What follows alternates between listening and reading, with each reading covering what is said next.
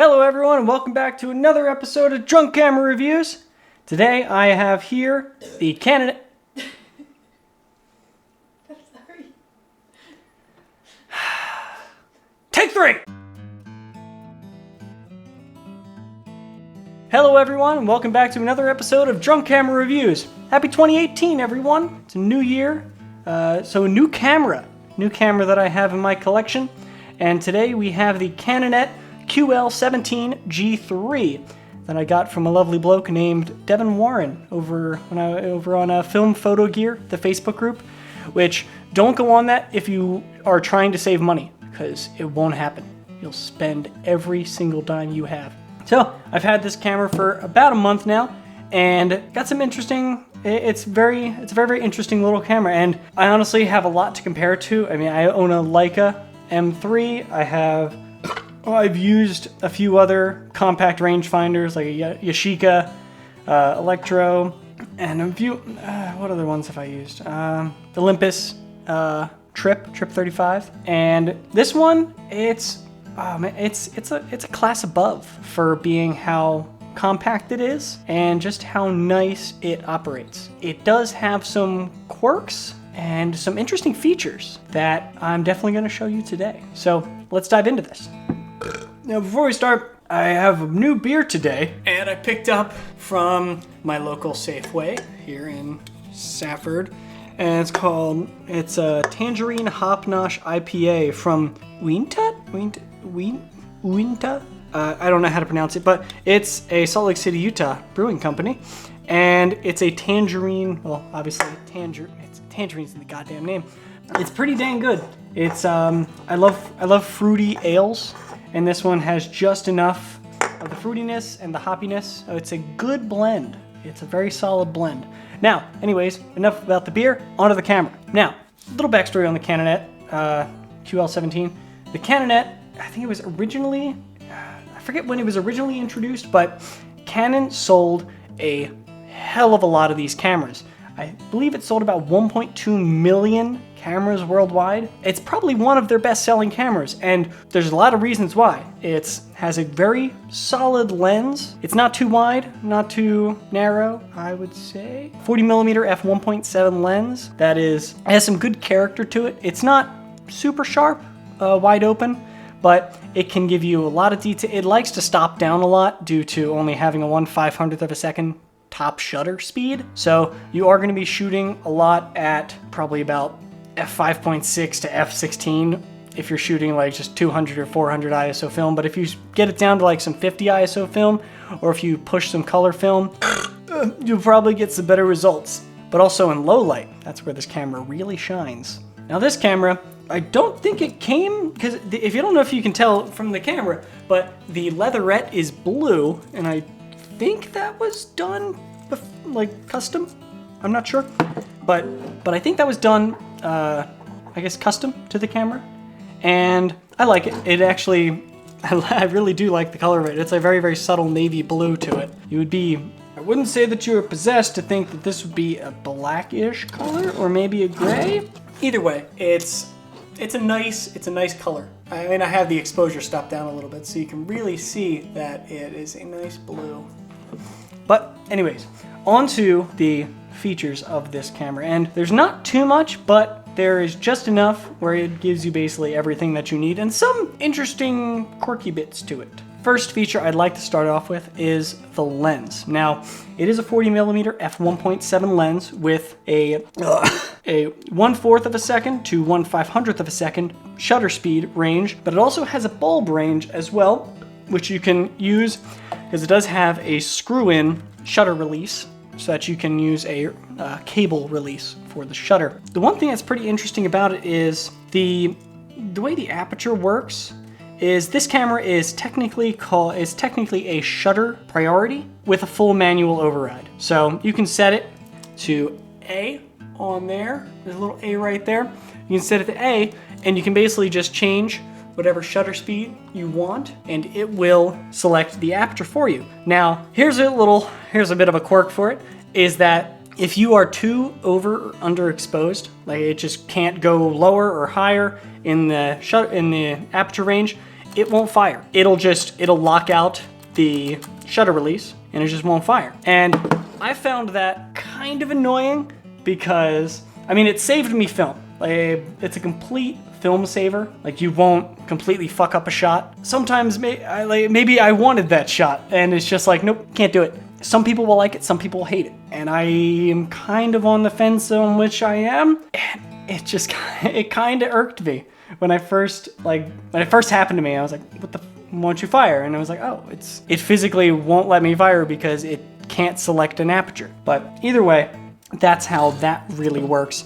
Now, to get to bulb, it'll go all the way around, and then it basically will lock you out of turning to bulb, but there's this little silver lever right here, and you can just push it in, and now you're on bulb. It's kind of strange. I didn't really know what it was, but you just twist it in, and then it just locks it out. It's kind of interesting just so you're not putting it, it's like, oh, I want to turn it to 1/4 of a second. It won't go beyond that, so you're not accidentally putting yourself on bulb, which I kind of like. It's just an extra precaution, which, I mean, I guess that's kind of what the aperture lockout is, so it won't fire if it's too low.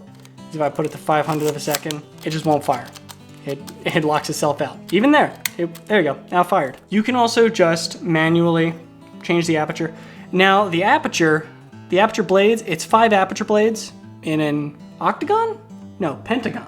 Pentagon, that's 5. And it's kind of interesting, especially because if you don't have the shutter speed, or if you don't have the film advance cocked, you can turn it wherever you want it to go, and it won't move until you flip that little lever, and then it opens up. So the aperture ring is actually stepless, so you can put it wherever you would like, and it will just sit wherever you want it to go. It's kind of nice, but I do kind of wish I had those clicks. Like with my Leica, it's got very solid clicks.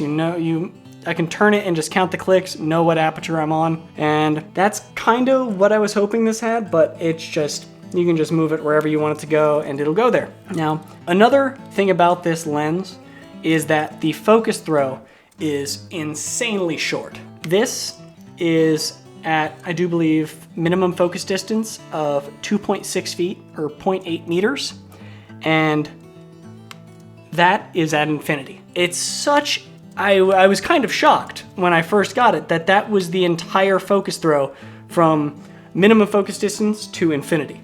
And it's actually really quite easy to use because you most of the time will just keep it in between your 2 fingers and you just operate it like that while it's up to your eye. And it's actually, I've been surprised about how quick it is because I thought my Summicron was quick. That still has a longer, I mean, that's more of a comfortable focus throw that you can use with just your middle finger, just rotating it in there. And actually, why don't I just bring out my Leica for some comparison tests. So here, there you go. And you can just sit that right in your middle finger, but still the focus throw is still much longer than the Canonet. And it really is quite surprising. And I've actually fallen in love with just how quick and easy it is.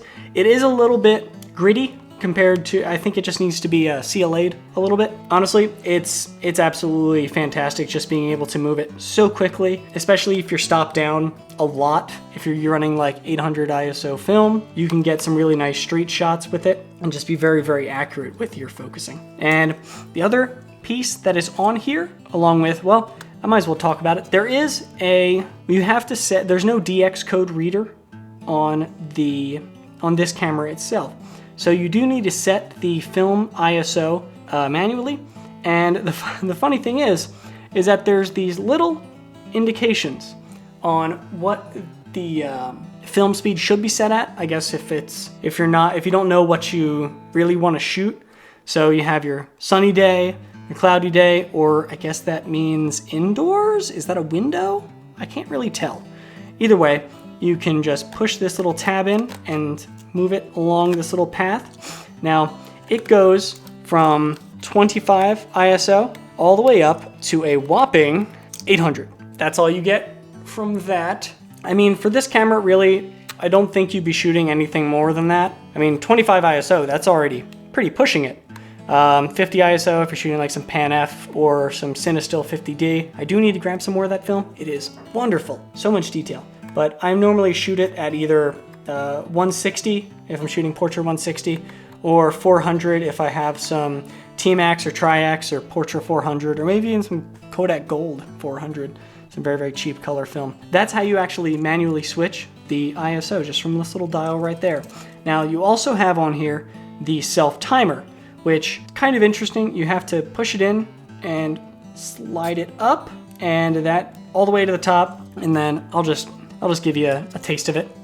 And the shutter's gone, and then there we go. Wasn't that fun? You had to sit through and watch that. Okay, so that's basically everything with the lens. And I mean, I probably should talk about the lens itself. It is a pretty nice lens. I mean, 40mm f1.7, that's not really something you would see in a compact camera. I think it's one of the fastest lenses in a compact rangefinder. The actual lens composition itself, it is 6 elements in 4 groups. And as you can see, it also has a built-in, well, I mean, it's not really built-in, but the leaf shutter is in there, and you can see it clearly.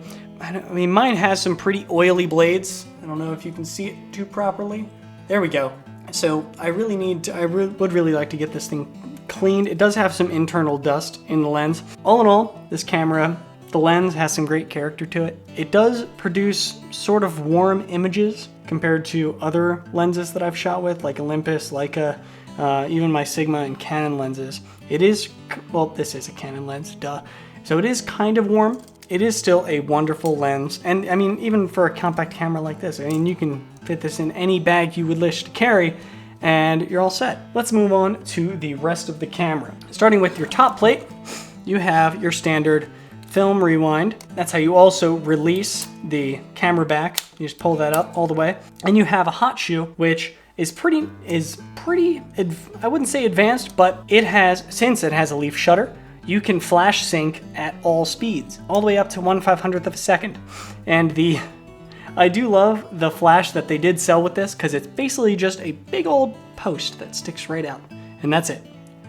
But yeah, flash sync at all speeds at 1/4 of a second to all the way up to 1/500th of a second. And then you have your film counter, of course, and your shutter advance as well. Now on the back of the camera, you have a battery check button, and mine does not seem to work, or maybe my battery's dead. Who knows? And you also have your viewfinder, which is a which is a 0.6 times magnification with parallax correction for when you're actually focusing, when you get up close and personal with people. It will adjust for your focus distance, which is pretty nice. And now inside the viewfinder, you also have the meter, which is another thing that's pretty interesting with this camera. And as in, the meter is basically a match needle that goes up and down in between the apertures that are shown on the right side of the camera. Now, one thing that does irk me about this camera is that it doesn't technically have full frame lines. It has 3 sides that are well laid out, and then it has your meter. And I haven't been able to shoot it enough to tell where that right side of the frame lines ends, because all that's there is the meter. And I don't know if that's the frame line, or if there's another imaginary frame line that's not shown because the meter's there. Now, I know there are other cameras. I know the Leica M6 and the M5, they put the meter on the bottom, just some very small dials that basically show you where your exact exposure should be. It's not even dials, it's basically just LEDs. Now, that's one thing that kind of irks me about this camera, is that I just can't tell where my right side frame line is, but alas, that's just something you have to deal with buying the Canonet QL17. Also, one other thing is that the rangefinder patch is not super defined as it is with the Leica. As in, there's no clearly defined edges to your focus box, so you're kind of just guessing, but you will see a clearly defined double image that you are supposed to line up, and the contrast on it is okay. It's not Leica quality, but again, this is a camera that I got for $125, which isn't terrible when you get a complete camera with a solid lens and a very good metering system for $125 compared to thousands. Now, also on the back of the camera, one thing that I found kind of interesting is that, have you ever wondered, like, when you advance your film, if it's actually advancing the film? Well, wonder no more, because these two little lines right there, they will actually tell you when you advance that film advance, they will actually move and let you know that the film is also advancing inside the camera. Because normally I watch for the film rewind to move, and that lets me know that the film is moving.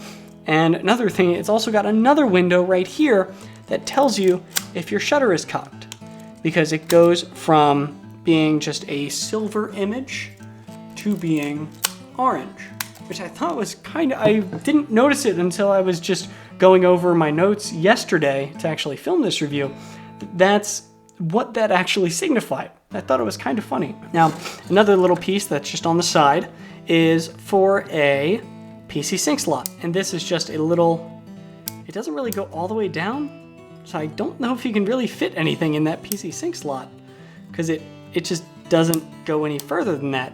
But yes, it does have a PC sync slot right on the side, which is pretty neat. And then you also have, of course, your two little loops to hang your camera on, whatever camera strap you decide to put on it. It's basically everything to the camera, and you do have your film rewind. So if you want to just rewind it halfway through, you basically just push that in and then go to town rewinding your film.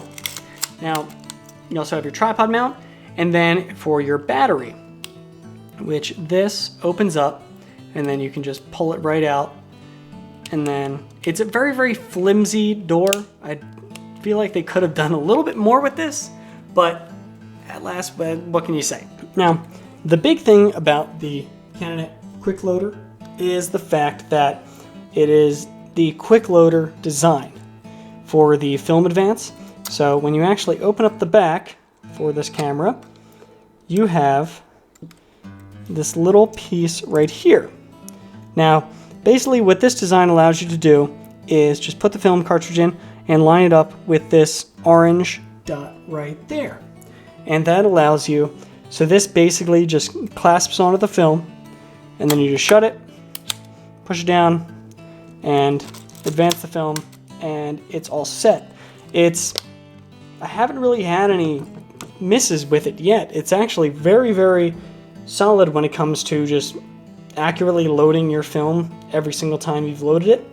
And I have to say, Canon did a very, very good job with the quick loader. I do actually have another quick loader camera. Now, this is the other camera that I have that is also a quick loader design, and that is the FTB QL from Canon as well. And with this one, just open it up, and it has the same quick loader design. And Canon did they did a very, very good job designing this quick loader design, which basically allows you to, it has these spinning kind of fingers that kind of grasp it onto the film and actually move it inside all in one fell swoop. So you really don't need to worry about it too much.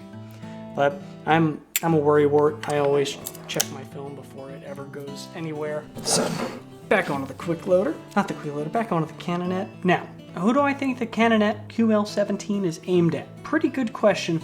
I honestly think that this is a perfect beginner's camera, as the shutter priority metering system is pretty dang spot on if you just want to use it in its shutter priority form. And even if you're actually a beginning photographer learning what f-stop does, learning what shutter speed does, learning what ISO does, this will give you a lot of freedom, and in such a compact form with a good lens and a good focusing system. And there's not much more you could ask for with that. I mean, it's quick. You have a lot of leeway with the meter, and I mean, I would honestly just most of the time disregard the meter, because if you're like me and you don't like where it'll just not take a photo if it's under or overexposed, then I kind of have issue with that. And being able to adjust your ISO manually just to if you want to say push 1 or 2 stops with some film, black and white or color, it's